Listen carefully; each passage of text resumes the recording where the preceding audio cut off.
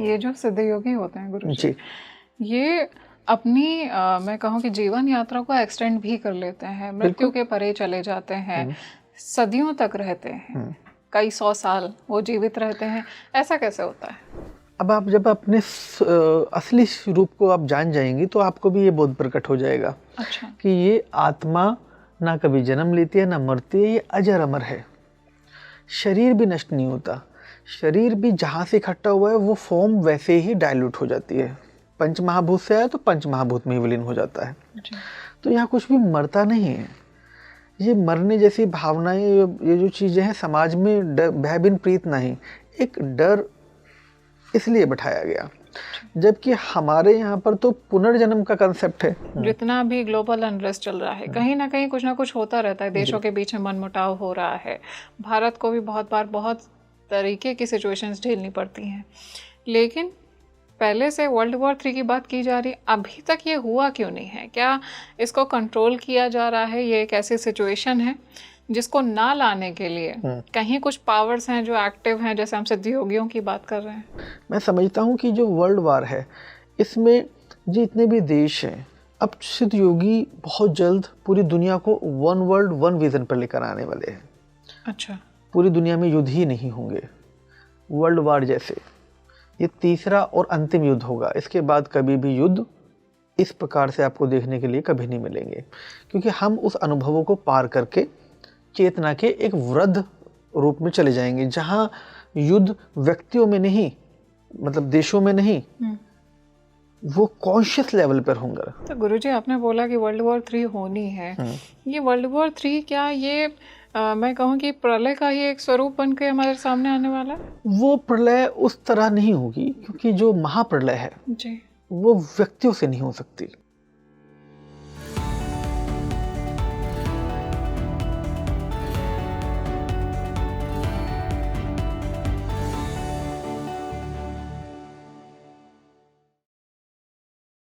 Hi friends, आप देख रहे हैं स्पीकिंग ट्री पॉडकास्ट और मैं हूं आपके साथ आपकी सहयात्री माधवी।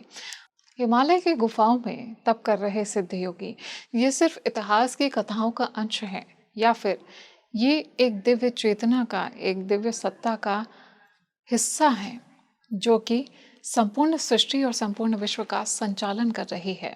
आज के समय में जब विश्व ऐसी परिस्थितियों से घिरा हुआ है, जब वर्ल्ड वॉर 3 जैसी सिचुएशंस आकर के हमारे सामने खड़ी हो गई हैं, क्या कुछ ऐसी डिवाइन पावर्स हैं जो प्रोटेक्शन दे रही हैं हमको और इस तरह की परिस्थिति को आने से रोक रही हैं?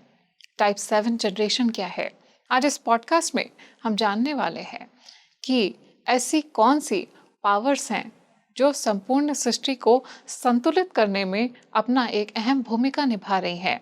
वर्ल्ड ऑफ कॉस्मिक ऑर्डर ये कहाँ पर है? क्या पहले से ही ये सब निर्धारित हो चुका है जो कुछ भी आज हमारे सामने घट रहा है?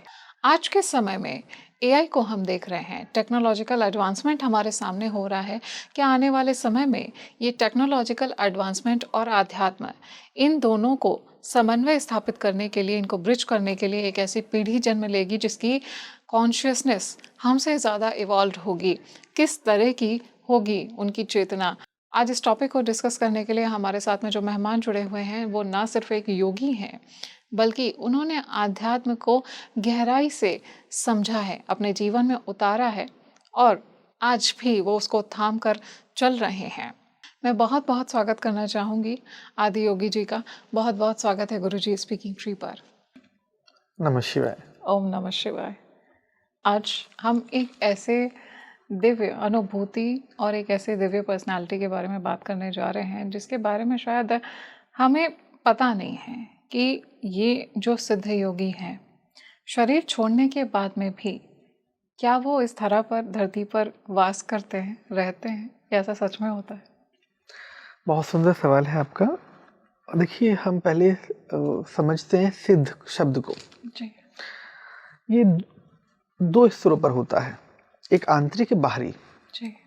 आंतरिक रूप में अगर हम देखेंगे तो हमारी जो साधना है, साधना में संयम है। अगर हमारे जो हम देखते हैं कि एक साधक जब साधना से गुजरते हुए संयम को बनाए हुए और इस पूरी प्रक्रिया से गुजरता है और जब वह इस लोक निर्माण की समष्टि में अपना सहयोग निभाता है तो वह कॉस्मिक विजडम को क्लाइम करता है। उसका स्वयं का कोई स्वार्थ नहीं रहता, उसका स्वयं के लिए कुछ नहीं रहता, वो संसार के लिए जन्म लेता है। उसके भीतर जो विजडम है वो सिद्ध योगीस के रूप में चलता रहता है। अब चूंकि चेतनाएं अनंत हैं, अजर अमर हैं, आत्मा की कभी मृत्यु नहीं होती, तो जो सिद्ध ये जान लेता है कि आत्मा अजर अमर है, मृत्यु सबसे बड़ा झूठ है, वह उसके परे जाता है, बियॉन्ड लिमिटेशन, और वहाँ जाकर वो उस विजडम को, जो सृष्टि का लक्ष्य है, जो एक व्यक्ति का लक्ष्य है, एक पूरी सृष्टि का लक्ष्य है, 84 लाख योनियों का लक्ष्य है, वो उसके लिए समर्पित हो जाता है, उसके लिए कार्य करता है। तो उसकी सूक्ष्म शरीर बार बार जहाँ चाहे वो वहाँ ट्रैवल करा सकता है। अच्छा। अब कॉन्शियसली सबकॉन्शियसली आज भी ट्रैवल करता है। आप जिसे स्वप्न कहते हैं, अनकॉन्शियसली आप कहीं चले जाते हैं, कॉन्शियसली नहीं गए, आपके साथ जो वहाँ घटा वो यहाँ भी होता है। डर वहाँ लग रहा है तो चिल्ला यहाँ पर रहे हैं, दौड़ वहाँ, तो ये सब यहीं पे घटता है। तो स्वप्न, जिसे आपने स्वप्न जाना, वो भी चेतना का विस्तार है। वो चेतना सूक्ष्म शरीर के रूप में ट्रैवल करती है एक दूसरे शरीर में आपके, वहाँ वो अनुभव करती है और यहाँ वापस आ जाती है। तो यही सिद्धांत कॉन्शियसली करते हैं, आप इसे अनकॉन्शियसली करते हैं, बस इतना है। ये जो सिद्ध योगी होते हैं गुरु जी, ये अपनी मैं कहूँ कि जीवन यात्रा को एक्सटेंड भी कर लेते हैं, मृत्यु के परे चले जाते हैं, सदियों तक रहते हैं, कई 100 साल वो जीवित रहते हैं। ऐसा कैसे होता है?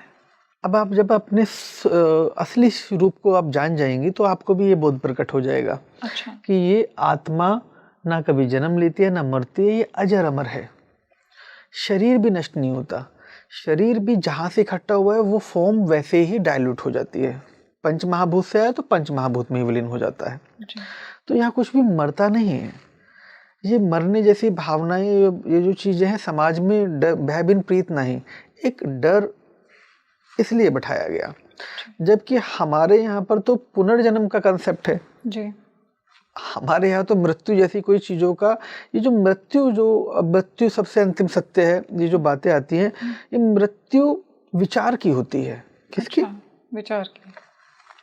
व्यक्ति एक विचारों का बुलबुला है, उसकी याददाश्त, बस वो इस बात के लिए चिंतित होता है कि मेरी ये याददाश्त जो मैं सोच रहा हूँ, क्या मैं वापस से इस चीज़ को दोबारा से धारण कर पाऊंगा जो मैं यहाँ तक किया, ये सब छूट जाएगा। वो इसलिए बस विलाप कर रहा है। अन्यथा वो चेतना के रूप में अपने परिवार में अपने पुत्र को, अपनी पुत्री को अपने ही शरीर के रूप में जन्म दे चुका है। अच्छा। तो वो ये अननोइंगली कर रहा है। उसकी नाक, आँख, सब माता पिता, उस शरीर उन्हीं पर है। तो जो योगी होते हैं, सिद्धार्थ होते हैं हमारे, वो इस प्रीफ्रंटल कॉर्टेक्स, एमिगडाला और इसके पीछे जो कॉक्सेस है, ये ब्रह्मरंध्र, इस पूरे के पूरे इस चरण पर अपना पूर्ण नियंत्रण स्थापित करते हैं। अच्छा, कंट्रोल हो जाता है कंप्लीट। सिद्ध का मतलब ही स्वयं पर नियंत्रण है जी। स्वयं पर नियंत्रण करने के पश्चात ही आप संसार पर नियंत्रण, जो एक संतुलन प्रदान करना है, जो अपना योग अपने इस धरती पर आकर जो आपका असली धर्म है, जिसके लिए आप आए हैं, जिसके लिए आपने साधनाएं की हैं, वो आपको मिल जाता है। हमारे सिद्धार्थ ने आज से ही नहीं, युगों युगों से अपनी आयु पर, जब हम एंटी एजिंग की बात करते हैं, एंटी एजिंग प्रॉपर्टीज़ की बात करते हैं, ये तो आज साइंस वस्तुओं में ढूंढ रहा है। ये एंटी एजिंग टेक्नोलॉजी तो पूरे विश्व को योग के रूप में भारत, ये योगा, ये जो योग है, ये सिद्ध योगी जी ने तो दी, योगियों का ही तो योग है। तो ये आपकी आयु को बढ़ा देता है, आपके चेहरे को इनहेंस कर देता है, आपकी ब्यूटी को, नेचुरल ब्यूटी को अपलिफ्ट करता है। तो ये जो पूरा महान योग है, ये भी सिद्धार्थ ने दिया है। ऐसे 112 सूत्र हैं। अच्छा। विज्ञान भैरव तंत्र में यही 112 सूत्र हैं। इन 112 के 112 तरीकों में से सब 112 पर प्रैक्टिस नहीं करते, लेकिन जो सिद्धार्थ है, इनमें जो मूल हमारे अगर हम देखें तो सबको अलग अलग प्रकार की दीक्षा दी जाती है। 112 का नृत्य है ये 112 प्रकार के मार्ग हैं। मंजिल एक है, मार्ग 112 प्रकार के हैं। तो उनमें से अलग अलग रूपों को पाकर एक सिद्ध पूरी यात्रा से गुजरकर जब हर अनुभव और हर क्षण को अपने भीतर और बाहर की सृष्टि को एकाग्र कर लेता है, वो संतुलन बाहर और भीतर दोनों में स्थापित करना जान जाता है। जब वो संसार में जीते हुए भी संसार और अध्यात्म में संतुलन स्थापित करना सीख जाता है, तब वो सिद्ध हो जाता है। गुरुजी, सिद्ध योगी जो होते हैं वो तो साधना करते हैं। ऐसे भी सिद्ध योगी देखे गए हैं जिन्होंने 500 साल तक शरीर में रहे या उससे भी ज्यादा वर्षों तक वो शरीर में रहे हैं इस कलयुग में। तो क्या ये एक साधारण मनुष्य के लिए पॉसिबल है कि वो इतनी अवधि तक अपने जीवन को एक्सपेंड कर सके, अपनी लाइफ साइकिल को इतना अवधि तक एक्सपेंड कर सके? साधना इम्पोर्टेंट है, साधना जरूरी है इसके लिए, या बिना साधना के भी हो सकता है? नहीं, देखिए, बगैर साधना के तो संभव ही नहीं है। अच्छा। अब जिसे आप आम से सुपर ह्यूमन से सुपर ह्यूमन बनाने की बात कर रही हैं, तो सुपर होने के लिए कुछ सुपर लगा तभी सुपर ह्यूमन हुआ। तो ठीक ऐसे ही जो साधक या आम व्यक्ति, जैसे आपने कहा, आम एक बीज है, बीज जान लेते हैं, और जो उसका विस्तृत योगी सिद्ध है वो एक वृक्ष है। तो बीज से वृक्ष की यात्रा होना ही बीज का धर्म है। वास्तविकता में तो मनुष्य जब यहाँ आया है वो इसी महापरम ज्ञान को जानने के लिए आया है, कैसे हम इस संसार के ज़्यादा से ज़्यादा अपना योगदान, अपने जीवित रहते संसार को हम कुछ देकर जाएं। संसार में अगर जब कोई भी साधक आता है और गुरु शिक्षा देने की बात करता है, तो गुरु शिष्य से सिर्फ एक सवाल पूछता है, सिर्फ एक, आखिर संसार को क्या देना चाहते हो?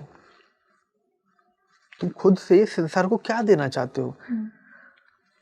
तभी जो रिप्लाई होता है वो उसी के आधार पर उसको मार्ग देता है। अच्छा। क्योंकि वो स्वयं के लिए नहीं इस मार्ग पर आया, संसार के लिए। आपको अपने लिए तो कितने भी दिनों की जीने की आवश्यकता नहीं है, कितने भी सालों का क्या विषय है, स्वयं के लिए तो कोई विषय ही नहीं होता, संसार के लिए कुछ विषय होता है। तो ये संसार में अगर हम देखते हैं, ये शरीर आत्मा अजर अमर है, शरीर एक साधन है, साधन को व्यवस्थित रखने के लिए कुछ संसाधन है। हमारे यहाँ पर जो एक छाप दे दी गई है कि इतना खाना है, इतना, इन सब पर नियमावली, आहार विहार पर पूरा नियंत्रण, हमारी जैव दैनिक जीवनचर्या में पूरा नियंत्रण।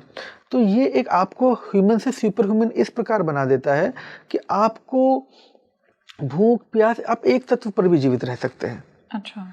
आप ये मान लीजिए कि एक ये भी है कि हम श्वास के बगैर जीवित नहीं रह सकते, ऑक्सीजन। तो एक स्टेट ऐसी भी आती है मेंटल स्टेट में, ये मार्ग है कि जब आपका श्वास, जिसमें हम सोच रहे हैं कि श्वास पर जीवित है, आप श्वास लेंगे नहीं फिर भी जीवित है। अच्छा।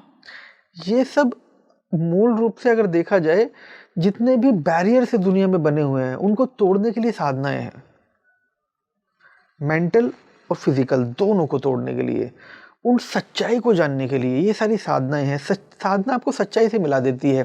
जो आज समाज समझता है कि किसी की आयु 60 वर्ष है, 800 वर्ष है, कलयुग में तो इतने समय ही होती है, द्वापर में इतने साल जीते थे, राम जी की आयु त्रेता में 1000 वर्ष थी जी। तो जो हम ये बात करते हैं, ये बात झूठ नहीं है, रियलिटी है। अच्छा। आज हम कहते भीम जैसे बलिष्ठ लोग होते थे, तो आज खली जैसे भी लोग नजर आते हैं। तो ये सब कुछ झूठ नहीं है, सब है। यहाँ क्या है, ऐसे कंद हैं, ऐसे फल हैं, ऐसे फूल हैं जिनसे आपकी एजिंग बढ़ जाती है, आयु आपकी बढ़ जाती है। उदाहरण के तौर पर आप एक छोटा सा प्रयोग कर लीजिए, आप भोजन के साथ जल मत लीजिए, तो उससे आपका आयु बढ़ जाएगी जी। और जब जल लेना है तो जल लीजिए, तो जल आपकी आयु को बढ़ा देता है। अच्छा। जल की एक निश्चित मात्रा, अगर उसको बैलेंस करना आप सीख जाएं शरीर के भीतर, जल का अनुपात, तो आपकी आयु को बढ़ा देता है। अच्छा, मतलब किसी की अगर 100 वर्ष आयु हो तो और ज्यादा बढ़ जाएगी जल से? जल से।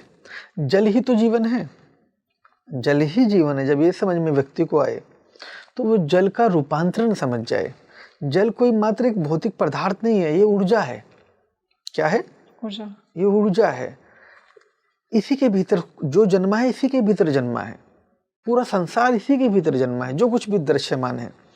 तो आप समझिए कि जब जो सब उससे जन्म ले रहा है और मरने के बाद भी उसी में जा रहा है, जल में, तो जल क्या नहीं दे सकता।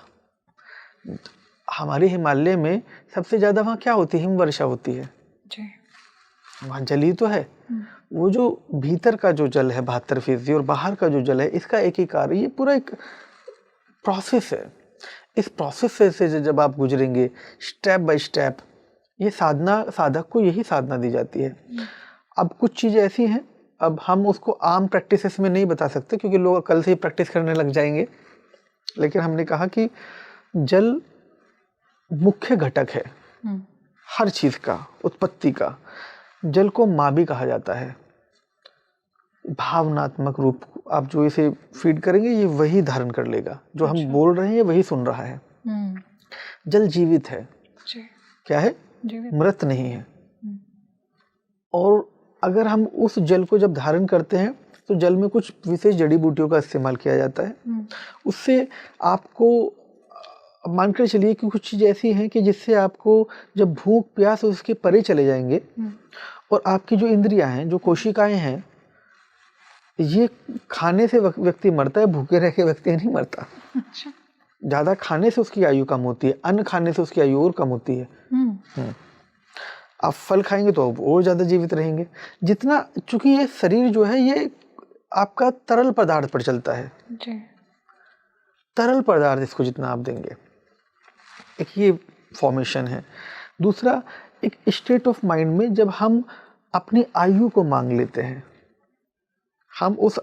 हमने कहा ना इस धरती पर कुछ चीट कोड है। जैसे आप कोई वीडियो गेम खेल रहे हैं, वीडियो गेम में कुछ चीट कोड्स होते हैं जी। ऐसे इस धरती पर बीच कुछ चीट कोड्स हैं। अच्छा।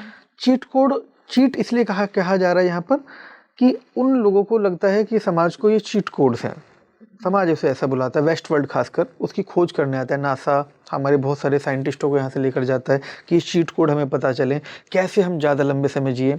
चाइना उस पर रिसर्च करता है, नासा, इसरो सब उस पर रिसर्च करते हैं, लेकिन वो उन्हें नहीं मिल पाता क्योंकि चीट कोड जैसी जो चीज़ है वो व्यक्ति के हाथ में नहीं है, सृष्टि के हाथ में है। सृष्टि में जब वो एकारूप आपका होगा, वो विलय होगा, तो वो सृष्टि आपको स्वयं से दे देगी। हम जितने भी हमारे साधक हैं, आप 500 की बात कर रही हैं, 5,000 साल की बात कर रहे हैं, हम बात कर रहे हैं कि जो अजर अमर हैं, जो कभी मरे ही नहीं। अच्छा, मृत्यु जैसी। अच्छा, इस सृष्टि पर जितना बैलेंस किए हुए हैं, इतना हाहाकार है, इतने ज़्यादा विक्षिप्त मानसिकता का लोग यहाँ पर हैं। आज इतनी ताकत सबके पास है कि इस दुनिया को जितनी बार चाहे उतनी बार मिटाया जा सकता है, हमेशा के लिए मिटाया जा सकता है। इतनी ताकत इकट्ठा है, उसके बावजूद भी उनको नियंत्रण में कौन रखे हुए है? वही चेतना, आध्यात्म सत्ता, उसे बरकरार किए हुए है। भारत उसका केंद्र है। अच्छा। भारत उसका केंद्र है। भारत ही एक ऐसा देश है जो वासुदेव कुटुंबकम की बात करता है। पूरी दुनिया में कहीं चले जाएंगे तो ये बात कोई नहीं बोलता। पूरे विश्व की बारे में बात करता है, पूरे विश्व का चिंतन करता है, पूरे विश्व का कल्याण हो। और मैं समझता हूँ कि पूरे विश्व के भीतर की ये भावना शायद चाइना, अमेरिका, पाकिस्तान किसी के भीतर भाव ही नहीं है, क्योंकि भारत विश्व की जननी है। तो यहाँ जब कोई भी ज्ञान पूरे विश्व के भीतर, सभ्यता है, जो कुछ भी जन्मा है भारत से जन्मा है जी। तो भारत अपने आप में भारत इति भारतम, भारत जननी है। क्या है? जननी। ये मात्र देश नहीं है, ये जननी है। इसलिए भारत को माँ कहा गया है, माँ का दर्जा। बाकी किसी भी स्थान को माँ का दर्जा नहीं दिया गया, सिर्फ भारत, भारत इति भारतम। तो ये जो आज हम देख रहे हैं हमारे, आप इसके लिए कवर करने के लिए हम आपको ऐसे बहुत सारे लोगों से मिला सकते हैं जी। लाइव में, जिन लोगों से आप उनकी आयु का अंदाजा नहीं लगा पाएंगे। अच्छा। जो अपनी आयु को पीछे ले जाना और आगे ले जाना दोनों का कार्य करते हैं। जब हम शिव को सुनते हैं और शिव को समझते हैं, तो शिव के पास जब भगवान वो माँ पार्वती से वो संवाद करते हैं, तो वो एक बहुत पुरानी हरियाणा की एक रावणी है। पल में भी बुढ़ा, पल में भी बाला, पल में जोगी बन बैठे। तो वो जो पल में वो चेंज, ट्रांजेक्शंस जो आगे पीछे, वो काल के भी परे हैं, वो महाकाल है।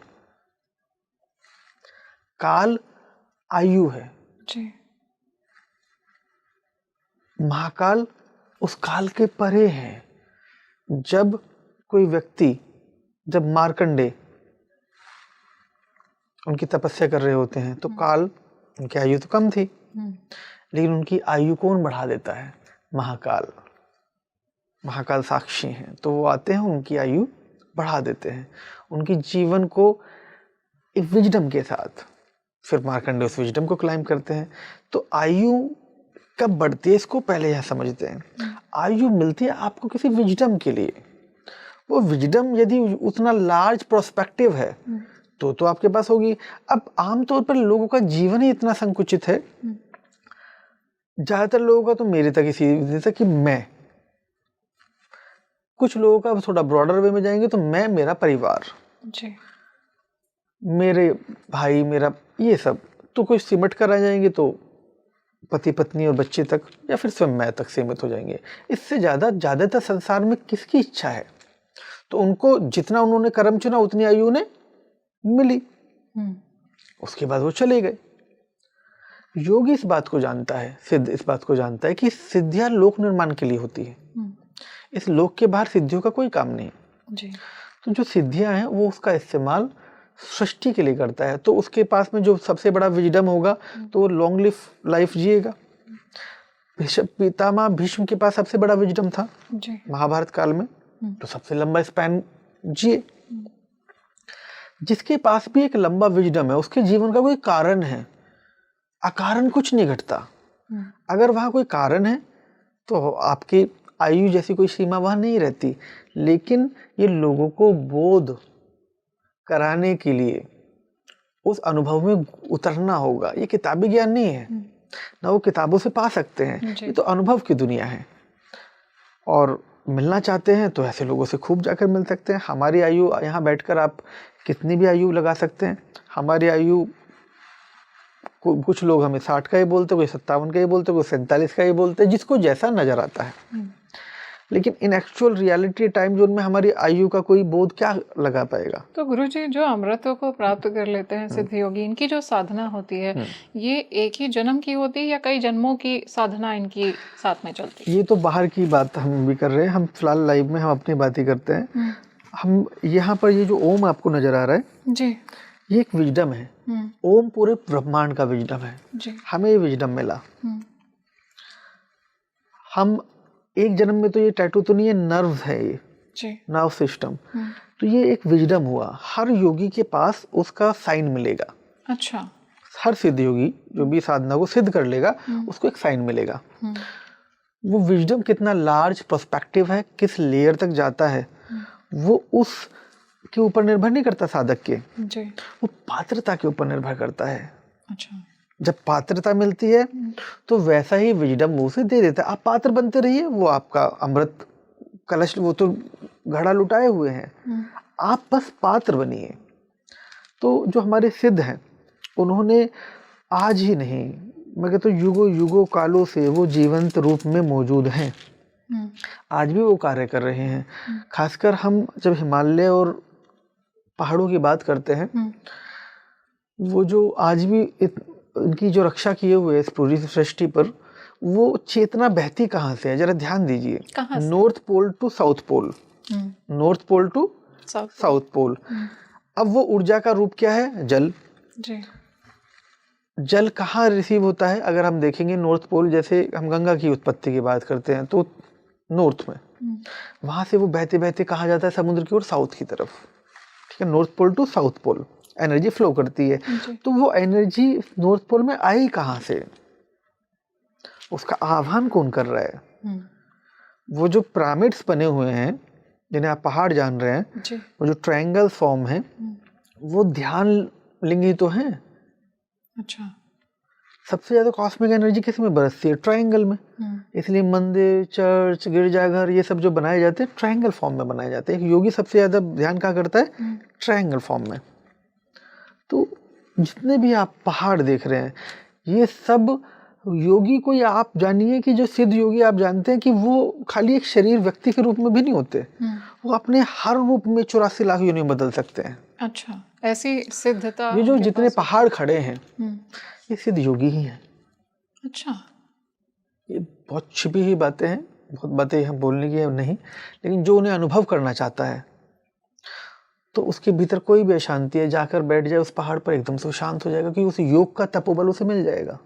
गुरुजी, ये जो सिद्ध योगी होते हैं, जैसे महादेव के अंदर त्रिनेत्र है, क्या इनके अंदर में भी वो त्रिनेत्र है? फ्यूचर किस तरह से इनको दिख जाता है? जी, बहुत सुंदर। देखिए, त्रिनेत्र को हम समझते हैं पहले, थर्ड आई। जी। थर्ड आई हमारा जो कॉर्टेक्स है, ये जो आप देख रहे हैं पीनल ग्लैंड, ये है। जब छोटा बच्चा होता है तो खुला होता है ये ज्योति के रूप है। यही दोनों रेटिना पर आपको विजडम दिखाता है, पूरी दुनिया दिखाता है।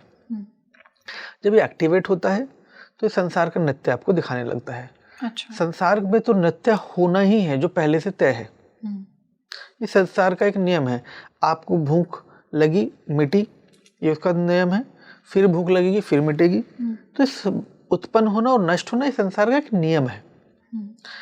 हम इसे ऐसे समझते हैं कि जितने भी हमारे सिद्ध योगीज हैं वो इसके ऊपर निर्भर करता है कि जो उसका विजडम है, जो उसको फॉर एग्जांपल आप हैं, आपका जीवन में एक परिवार और ये सब अभी आपकी ये सोच है कि परिवार, शादी, बच्चे और एक अपनी आजीविका और जीवन और एक हैप्पी लाइफ। लेकिन जब यही आप योगी रूप में, साधनाओं में आप जाएंगी, योगिनी के रूप में आप वहाँ पहुँचेंगी, तो आपका जो दायरा और सोच समझ वो नहीं रहेगी जो आप जैसा भी आप सोचती हैं। सृष्टि भी वो नहीं रहेगी आपके साथ।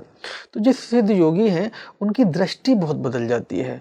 उनको सोचने समझने की जो क्षमता है वो बहुत विराट हो जाती है। जो होने वाला है भविष्य में वो उन्हें पहले से पता होता है ना कि ये तो सृजन और नित्य, ये संहार, ये चलता रहना है। वो सिर्फ उसमें संतुलन के लिए है। किसके लिए है? संतुलन स्थापित करने के लिए। सिर्फ संतुलन के लिए। हमें जब भेजा जाता है तो हमें सिर्फ एक ही ऑर्डर मिलता है। हमें कहा जाता है कि देखिए, अगर उदाहरण के तौर पर मैं प्रकाश वर्ष को लीड कर रहा हूँ, मैं चेतना के उस ब्रह्मांड में, और मैं कहता हूँ कि मैं अंधेरे को जड़ से मिटा दूंगा हमेशा के लिए, सिर्फ चारों ओर प्रकाश ही प्रकाश, अंधकार का अस्तित्व ही नहीं। तो ये कुछ उस जैसा है कि जैसे सो अबव सो बिलो। कोई एक वृक्ष जितना ऊपर है उतना ही नीचे है। नीचे है, नजर नहीं आ रहा है, लेकिन है, उसी की वजह से ऊपर अस्तित्व है। एक डार्क एनर्जी, एक ब्राइट एनर्जी है। तो जो डार्क है नीचे है वो भी नजर नहीं आ रही है, बस दिखाई नहीं पड़ रही है, और अपवर्ड समय नजर आ रही है। तो जो ऊपर का वृक्ष कहे कि मैं तुझे अंधकार या जड़ को कहे मैं हमेशा के लिए मिटा दूंगा, तो वो स्वयं के मिटने की योजना बना रहा है। क्योंकि अगर जड़ मिटेगी तो वो स्वयं मिट जाएगा। और अगर जड़ ये कहे चारों तरफ अंधकार ही अंधकार होगा, मैं प्रकाश को जड़ से मिटा दूंगी, तो जड़ अगर ये निर्णय ले ले तो प्रकाश हमेशा के लिए मिट जाएगा। तो ये मिटने नहीं है, ये हमेशा रहने हैं। देव और दानव सृष्टि पर, इनके बीच में अगर कुछ है तो सिर्फ संतुलन है। क्या है? संतुलन। संतुलन के लिए बस हम यहाँ हैं। ये नित्य तभी तक चलता है जब इन दोनों में लय होती है। गुरुजी, ये जो महाअवतार बाबा जी जैसे सिद्ध योगी हैं, या मैं कहूँ कि जो राम जी के समय से, त्रेता युग से सतयुग जो आकर के चला गया, फिर द्वापर से, उस समय के सिद्ध योगी भी क्या इस समय हैं, और हैं तो कहाँ हैं? जो चेतना आपके भीतर संचालित है जी, जो कॉस्मिक वर्ल्ड जो चला रहे हैं वो सिद्ध योगी ही चला रहे हैं। अच्छा। कॉस्मिक वर्ल्ड में जो बैलेंस है वो सिद्ध योगियों की वजह से है। अच्छा। सभी के सभी कैलाश के न्यू वर्ल्ड ऑर्डर पे काम करते हैं। कैलाश से ही न्यू वर्ल्ड ऑर्डर जारी होता है, और सभी के सभी कैलाश में ही रहते हैं। अच्छा। कैलाश का वह लोक जहाँ ऊपरी भाग नजर आता है, लेकिन उसके अलावा जो अदृश्य लोक है, हमने पिछली बार इस पर काफी बातें की थी, जो उसके नीचे का लोक है, सब वहाँ रहते हैं। अच्छा। और उस लोक में सारे जितने भी क्योंकि वहाँ आमतौर पर आम नेत्रों से देखेंगे तो आपको पहाड़ नजर आएगा, लेकिन जैसे ही आप एक मंत्र का उच्चारण करोगे, सबके अपने एक सीक्रेट कोड्स होते हैं, वो कोड्स हैं, तो वो द्वार ओपन होगा। अच्छा।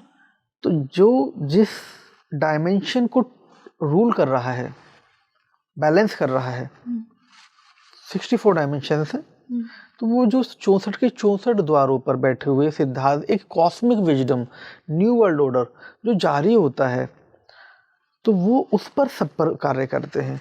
विजडम चेतना का ब्रह्मांड जो कॉस्मिक वर्ल्ड है, उसको ऑर्डर कौन जनरेट कर रहा है? शिव। शिव जो है मौन है, क्या है, लेकिन वो मौन में विजडम दे रहे हैं। अच्छा। तो ये कैसे, मतलब जैसे एक विचारों के माध्यम से होता है, इस तरह से कोई सेटिंग है? फ्रीक्वेंसी के माध्यम से। फ्रीक्वेंसी के माध्यम आप से आमतौर पर मुझसे बात कर रही हैं और मैं यहाँ से बैठे मौन में भी आपको मैसेज ड्रॉप कर सकता हूँ। ये साधनाओं से पाया जाता है। अब शिव तो शिव है, तो जो आपके भीतर मौन है वही तो शिव है। बहुत सुंदर। तो जो ऊर्जा का रूप भी वही है, मौन का रूप भी वही है, और आपके भीतर जो शोर है चारों ओर उस नृत्य के, उसके साक्षी भी वही हैं। अच्छा गुरुजी, वर्ल्ड वॉर 3 की बात की जाती है, ये प्रश्न मेरे अंदर यहाँ से आया कि आज के समय में जितना भी ग्लोबल अनरेस्ट चल रहा है, कहीं ना कहीं कुछ ना कुछ होता रहता है, देशों के बीच में मनमुटाव हो रहा है, भारत को भी बहुत बार बहुत तरीके की सिचुएशंस झेलनी पड़ती हैं, लेकिन पहले से वर्ल्ड वॉर 3 की बात की जा रही, अभी तक ये हुआ क्यों नहीं है? क्या इसको कंट्रोल किया जा रहा है? ये एक ऐसी सिचुएशन है जिसको ना लाने के लिए कहीं कुछ पावर्स हैं जो एक्टिव हैं, जैसे हम सिद्ध योगियों की बात कर रहे हैं? देखिए, सिद्धार्थ ने चेतना के स्तर को अपलिफ्ट किया है। अच्छा। सिद्धार्थ ने अभी चेतना का जो एक ग्राफ है वो अभी आप देखेंगे, जब चेतना का स्तर गिरता है तो समाज में तब युद्ध होते हैं। सिद्धार्थ उसे बैलेंस किए हुए हैं, लेकिन ये ज़्यादा समय तक नहीं रुकने वाला। अच्छा। उसका कारण क्या है? क्योंकि हमने कहा ये आना, ये जाना, लगाना है फेरा, ये भौतिक जगत थोड़े दिन का है डेरा। तो ये एक प्रोसेस है अनुभव का, अगला अनुभव नहीं मिलेगा ना उसे। तो जो ब्लड लाइन है, मैं समझता हूँ कि जो वर्ल्ड वार है, इसमें जितने भी देश हैं, अब सिद्ध योगी बहुत जल्द पूरी दुनिया को वन वर्ल्ड वन विजन पर लेकर आने वाले हैं। अच्छा। पूरी दुनिया में युद्ध ही नहीं होंगे वर्ल्ड वार जैसे, ये तीसरा और अंतिम युद्ध होगा। इसके बाद कभी भी युद्ध इस प्रकार से आपको देखने के लिए कभी नहीं मिलेंगे, क्योंकि हम उस अनुभवों को पार करके चेतना के एक वृद्ध रूप में चले जाएंगे, जहां युद्ध व्यक्तियों में नहीं, मतलब देशों में नहीं, वो कॉन्शियस लेवल पर होंगे। तो गुरुजी, ये जो आज के समय में देखा जाए, बहुत सारी महाशक्तियां हैं, ऐसे ऐसे देश हैं जिन सबके पास न्यूक्लियर पावर है। अगर वर्ल्ड वॉर 3 हो जाती है तो कई देश तबाह हो जाएंगे, या मैं कहूँ कि दुनिया ही तबाह हो जाएगी। देखिए, दुनिया कभी तबाह नहीं होने वाली, क्योंकि ये कॉस्मिक लॉ से चलती है, कॉस्मिक गवर्नेंस से चलती है। यहाँ मानव चेतना जब उन्हीं से संचालित है, लेकिन ये जो स्थिति उसको उत्पन्न कर रहे हैं, इसको उत्पन्न करने वाले भी, इसमें हमारी दो एनर्जी हैं, डार्क और ब्राइट। डार्क अपना काम करती है, ब्राइट अपना काम करती है। वो बस शिव साक्षी रहकर उसको संतुलन देते हैं। तो संतुलन का आदेश शिव का है। धरती पर जो भी संतुलन है वो शिव है। मैं समझता हूँ कि अगले कुछ सालों के भीतर ही, मात्र 5 सालों के भीतर ही, अगले 2 सालों में एक जबरदस्त बदलाव आपको देखने को मिलेंगे, लेकिन एक बड़ी रूप में एक स्थापना देखने को मिलेगी। किस तरह का बदलाव? जिस प्रकार अभी एप्स्टीन फाइल लॉन्च हुआ, अभी आपने देखा लोगों के भीतर बहुत ज़्यादा एक ऐसी स्थिति बनी हुई है, मनोस्थिति, लोग एक दूसरे पे पूछ रहे हैं कि जो हम जिन्हें हम आइडल मानते थे पूरी दुनिया में, वो मिस टूट रहे हैं। तो जो तैयारियां किसी और चीज़ की थी लोगों की, तो मैं समझता हूँ कि चेतना के स्तर पर लोगों में बहुत डैमेज आया है कि वास्तविकता में ये लोग ऐसे होते हैं, तो वो कौन रूल कर रहा था उन्हें? तो डार्क वर्ल्ड उन्हें रूल कर रहा था, वो डार्क वर्ल्ड के लिए काम करते थे। तो ब्राइट वर्ल्ड वाले जितने भी लोग हैं, तो अब क्योंकि ब्राइट वर्ल्ड को बढ़ाना है, क्या बढ़ाना है? ब्राइट वर्ल्ड, चेतना का स्तर, क्योंकि दुनिया में ये कलयुग का समय है जी। तो इस कलयुग में फिलहाल हमें चेतना के स्तर पर बैलेंस करना है, क्योंकि पाप बढ़ रहा है धरती पर, तो हमें उसको बैलेंस करना है। तो बैलेंस करने के लिए फिर उसमें एक मानकर चलिए कि ऐसी स्थिति चेतना के माध्यम से कॉन्शियसनेस लेवल पर जारी किया जाता है कैलाश से, जिसमें कि हमारे यहाँ धर्म की स्थापना होती है अधर्म पर विजय पाने के लिए। अब आप देखिए, एक छोटा बच्चा भी चैंट कर रहा है आज, वेस्ट वर्ल्ड भी बस ओम नमः शिवाय गा रहा है जी। सब शिव शिव हर हर शंभु गा रहा है, और सबसे ज्यादा भीड़ इस दुनिया में अगर कोई है तो शिव भक्तों की है पूरे विश्व भर में। तो ये जो धर्म की स्थापना हो रही है और अधर्म का नाश हो रहा है, इसको बनाने वाले कौन है, इसको करने वाले कौन है, इस पूरी सृष्टि में इस पूरे नियंत्रण को बनाने वाले कौन है? ये सृष्टि तो न जाने कितनी बार मिट जाती है, कितनी बार बन जाती। ये धरती ने सतयुग भी देखा, कलयुग भी देखा, त्रेता भी देखा, द्वापर भी देखा, सब देखा। यहाँ क्या है जो बार बार बनता है और मिट जाता है और फिर भी संतुलन पा जाता है? तो योगियों के उस ऊर्जा के बगैर ये धरती नहीं टिकती। शिव शासन है, आसन है, योगी उनके गण हैं। क्या है? उनके गण हैं। गण हैं जो शिव स्वरूप, उनके जो विजडम है उस पर कार्य करते हैं। तो योगी किस तरह से कंट्रोल कर रहे हैं गुरुजी? जैसे कि बड़े बड़े राजनेता हैं या मैं कहूँ कि देशों के नायक हैं जो लीड कर रहे हैं, अगर उनका विचार है कि मैं इस देश पर आक्रमण करना चाहूँ तो मैं अभी कर सकता हूँ, उनको रोका कैसे जा रहा है? देखिए, बहुत सुंदर बात आपने कही। अभी भारत में युद्ध की स्थिति थी पूरी दुनिया में, भारत पर सैंक्शंस लगे जी। भारत इधर चाइना, इधर पाकिस्तान, इन सबसे घिरा हुआ, उधर अमेरिका भी खिलाफ हो गया जी। देश में युद्ध की स्थितियां बनी। ऐसी स्थितियां बनी कि देश निश्चित तौर पर न्यूक्लियर पावर सभी के पास में और देश अकेला पड़ने की स्थिति में है। ऐसे में इस समय क्या चाहिए था? सब कुछ बैक हो जाए, वापस से सब चीजें स्थापित हो जाए, वरना युद्ध तो होता ही। भारत न्यूट्रल देश है, भारत कभी युद्ध की पैरवी नहीं करता, भारत हमेशा शांति प्रिय देश रहा है। तो आप ये देखिए कि जो अमेरिका ने किया भारत के साथ वर्तमान स्थिति में, और जो सर्कमस्टांसेस दिख रहे थे, हम चारों तरफ से घिरे हुए हैं, ऐसे में फिर भी बचा हुआ है भारत, और भारत पूरी दुनिया में हाहाकार मच रहा है, फिर भी भारत में धर्म की स्थापना हो रही है। तो ये दैवीय शक्तियां काम कर रही हैं? ये सब वही चेतना के स्तर पर, consciousness driven. This land is not driven by the humans, this land is driven by the cosmic order. Then ये कॉस्मिक ऑर्डर जो है, इसकी अगर हम बात करें, जैसे हम चेतना का ब्रह्मांड कहते हैं, तो चेतना का ब्रह्मांड मतलब कॉस्मोस, चेतना के नियम, कॉस्मिक लॉज। हम कहते हैं चेतना के नियम, कॉस्मिक लॉज। हम कहते हैं चेतना आधारित सत्ता, ठीक है। तो कॉस्मिक गवर्नेंस, तो ये सब जो है, बस हम उसे हिंदी में यह बोल रहे हैं, इंग्लिश में हम ये बोल रहे हैं। इंग्लिश में इसलिए क्योंकि आज का जो यूथ है, जेनजी है, वो सिर्फ इंग्लिश को पकड़ पा रहा है, तो हम उसको समझाने के लिए ये टर्मिनोलॉजी यूज कर रहे हैं। तो गुरुजी, आपने बोला कि वर्ल्ड वॉर 3 होनी है, ये वर्ल्ड वॉर 3 क्या ये मैं कहूँ कि प्रलय का ही एक स्वरूप बन के हमारे सामने आने वाला है? वो प्रलय उस तरह नहीं होगी, क्योंकि जो महाप्रलय है जी, वो व्यक्तियों से नहीं हो सकती।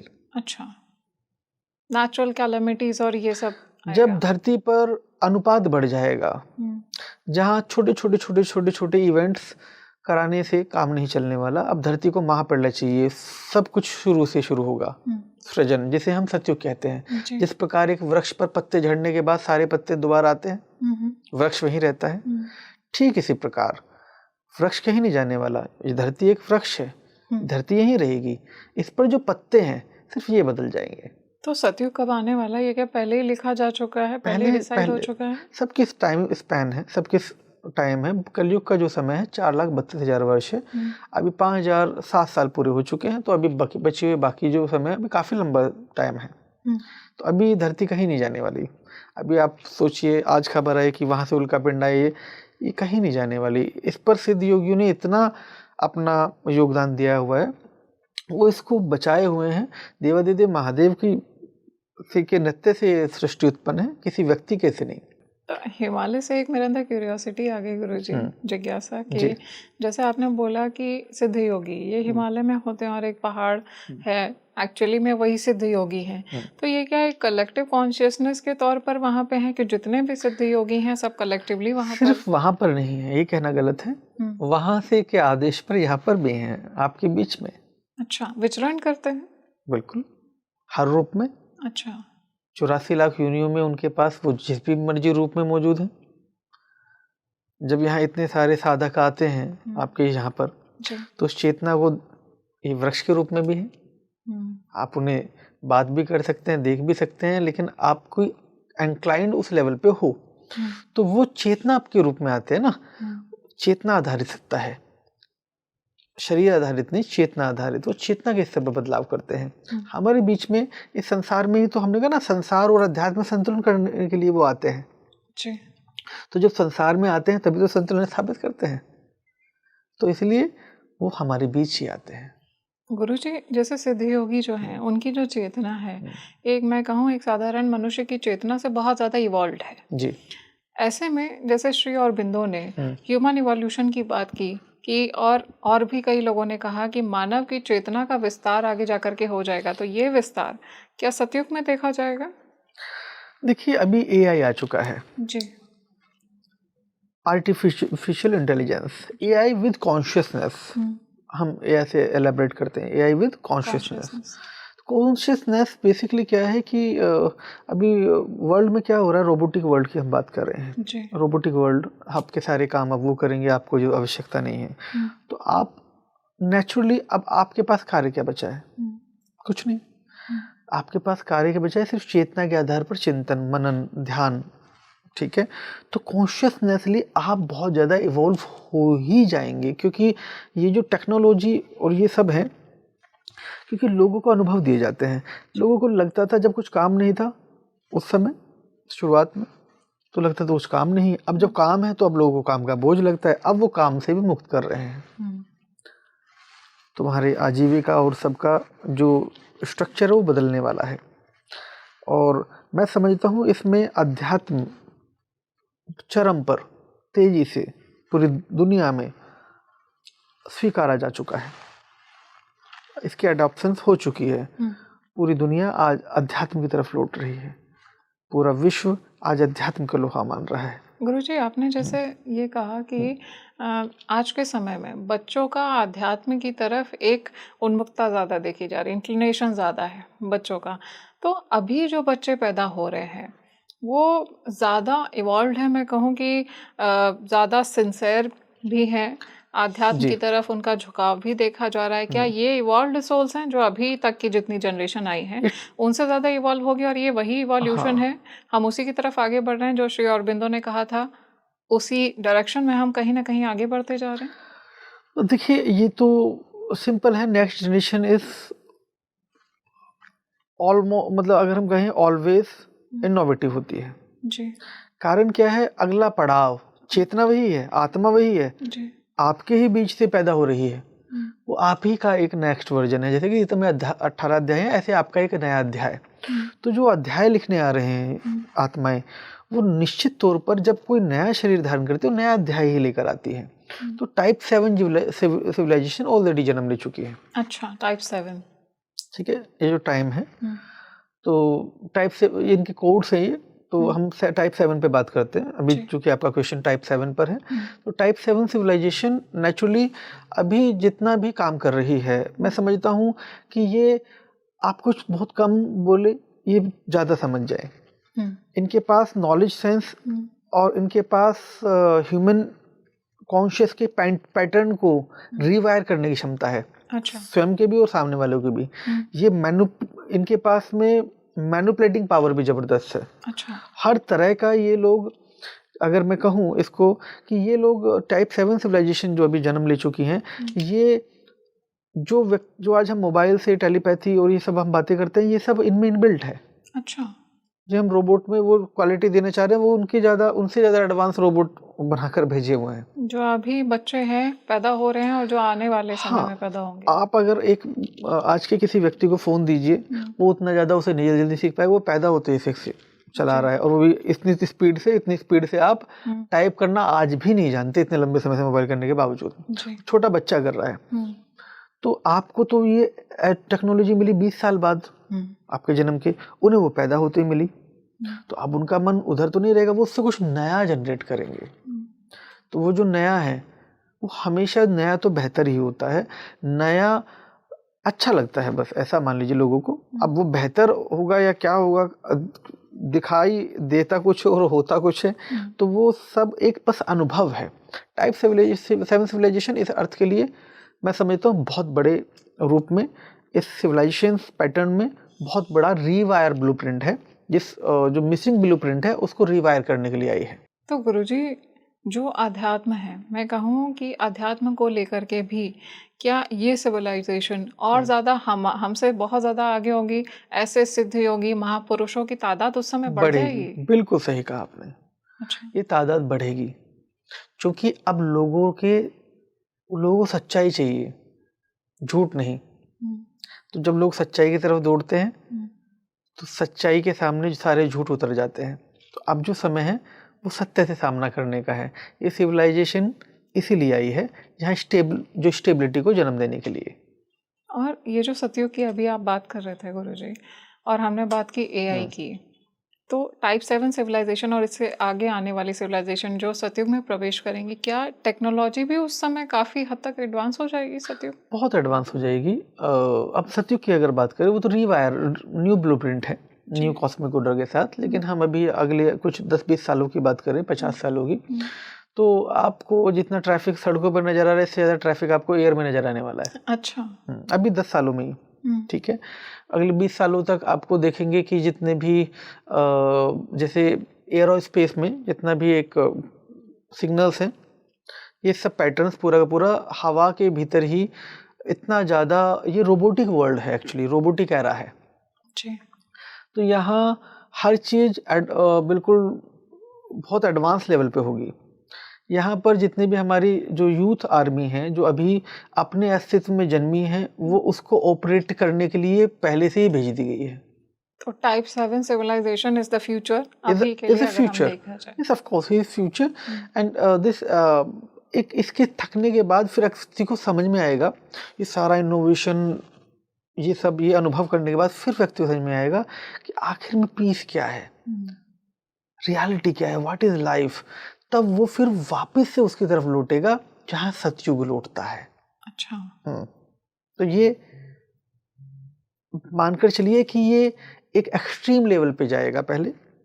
तो अभी ये इसमें काफ़ी टाइम स्पेन बाकी है। अभी तो हम और आप हैं, आपकी सब जनता है अभी देख रही है। तो बहुत जल्द सब कुछ, ये मान लीजिए जो होगा अच्छा होगा और अच्छे के लिए होगा। बहुत सुंदर डिस्कशन गुरुजी, बहुत ही अच्छा लगा आप आए, इतना समय निकाला, और बहुत कुछ ऐसा नया जानने को मिला जो आई एम श्योर कि ऑडियंस को पहले नहीं पता होगा। बहुत बहुत आभारी हूँ मैं। ओम नमः शिवाय। ओम नमः शिवाय। धन्यवाद। तो दोस्तों, आज हमने जाना इस पॉडकास्ट में कि किस तरह से सिद्ध योगी, उनकी डिवाइन पावर्स एक सटल डायमेंशन में एग्जिस्ट करती हैं और वो कैसे संपूर्ण सृष्टि के संचालन में अपना एक अहम रोल निभाती हैं। जो कुछ भी हो रहा है आज हमारे सामने, क्या ये सब पहले से निर्धारित हो चुका है? कैसे एक कॉस्मिक ऑर्डर काम करता है? डिवाइन कॉन्शियसनेस किस तरह से हमें प्रोटेक्शन प्रोवाइड करती है? इसके साथ साथ टेक्नोलॉजी किस तरह से फ्यूचर में इवॉल्व होने वाली है, और जो टाइप 7 जनरेशन है वो किस तरह के ट्रेट्स लेकर के हमारे सामने आने वाले हैं, क्या क्या उनके अंदर गुण होंगे, क्या उनकी चेतना भी हमसे ज़्यादा इवॉल्व होगी, इन सभी बातों को आज हमने डेप्थ में जाना है। इस वीडियो को ज़्यादा से ज़्यादा लाइक, शेयर और सब्सक्राइब करिए, खुद भी देखिए, अपने दोस्तों को भी दिखाइए। मुझे कमेंट सेक्शन में आप ये ज़रूर बताइए कि क्या आपको टाइप 7 जनरेशन के बारे में पहले से पता था, और क्या आपको भी ऐसा लगता है कि विश्व युद्ध 3 होने वाला है। आज के लिए अपनी सही यात्री माधवी को दीजिए इजाज़त। इस पॉडकास्ट में इतना ही, मिलेंगे फिर एक नए डिस्कशन के साथ, एक नए टॉपिक के साथ में। तब तक के लिए नमस्कार।